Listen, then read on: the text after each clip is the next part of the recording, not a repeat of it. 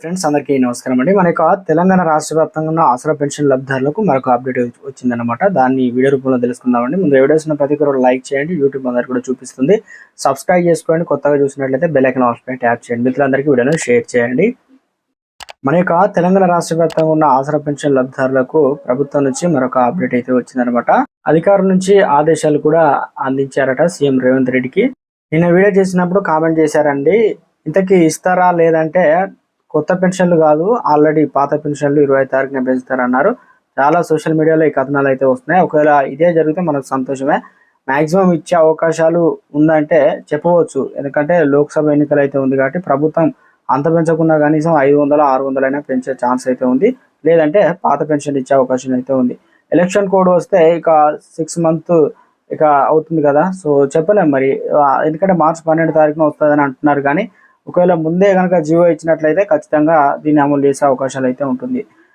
కొత్త రూల్స్ ఏం పెట్టారన్నా అంటే చాలా వరకు ఇప్పుడు కొత్త రూల్స్ అంటే గతంలో అందరికీ బీఆర్ఎస్ ప్రభుత్వం ఉన్నప్పుడు అందరికి వచ్చేది పెన్షన్. కానీ ఇప్పుడు ప్రస్తుతానికి ఏమవుతుందంటే మహాలక్ష్మి పథకానికి 2500 ఇవ్వాలి. సో దాంతోపాటు మహిళ అత్తకు 4000 రూపాయలు వస్తే కోడలికి 2500 ఇస్తామని చెప్పింది. కానీ కొన్ని కొత్త పెన్షన్లు 4 చక్రాలు అంటే కారు ఉన్న వరకు, ఆర్థికంగా బలంగా ఉన్న వారికి, రైతు బంధు ఎక్కువ వస్తున్న వారు కూడా ఇవ్వకపోవడమే ఉత్తమం కదా అని చెప్పేసి ప్రభుత్వానికి కొన్ని విజ్ఞప్తులు అయితే వచ్చాయి.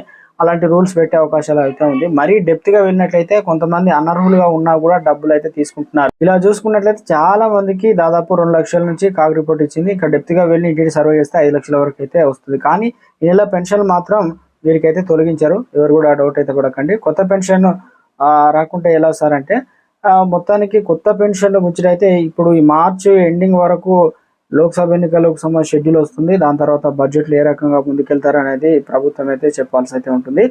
సో మొత్తానికి జనవరి నెల నుంచి ఇప్పటి వరకు అసలు పెన్షన్ పాత వారికి ఇంకా ఇంతవరకు రాలేదు.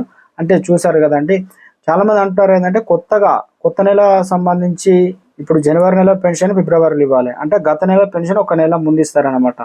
సో జనవరి నెల పెన్షన్ కూడా అయిపోయినంత వరకు ఇవ్వలేదంటే ఒక నెలకు అధికారులు చెప్తున్నది ఏంటంటే కొన్ని జిల్లాలు కొంత వేరు ప్రకంగా ఇస్తున్నారనమాట. కొంత జిల్లాలకు ఒక ముందు ఇస్తున్నారు, కొన్ని జిల్లాలకు వెనకిస్తున్నారు. అంటే బడ్జెట్ లేకపోవడం వల్ల ఇది ప్రధాన సమస్య.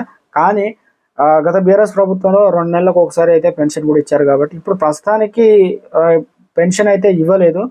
కానీ ఒకవేళ ఇదే నిజమైందా కాదా అనేది ఒకసారి ఆసరా పెన్షన్లు ఎవరైతే ఇక్కడ కామెంట్ చేశారో వారు ఇస్తున్నారా లేదా ఒకసారి తెలుసుకోండి. లేదంటే 2 నెలలకు ఒకసారి అయితే వచ్చే అవకాశం. కానీ ప్రభుత్వం ఇలాంటివి పట్టించుకుంటే బాగుంటుంది. ఎందుకంటే మందుల అవసరాలు, నిత్యావసర సరుకులు ఏవైతే ఉండాల్సి మరి తీసుకోవాలనే పరిస్థితి అయితే ఉంటుంది. కాబట్టి ప్రభుత్వం అయితే లోక్సభ ఎన్నికల ముందు ఒక గుడ్ న్యూస్ అయితే చెప్పడానికి సిద్ధమవుతుంది. సో చూడాలి మరి పెన్షన్లు ఇస్తారా, కొత్త పెన్షన్లు ముచ్చట ఏమైనా తీసుకొస్తారా. ఎందుకంటే ఈ నెల 11 తారీఖున ఇందిరమ్మ ఇల్లు కూడా ప్రారంభించబోతున్నారు. ఆ తేదీని ఏమన్నా ప్రకటించే అవకాశాలు కూడా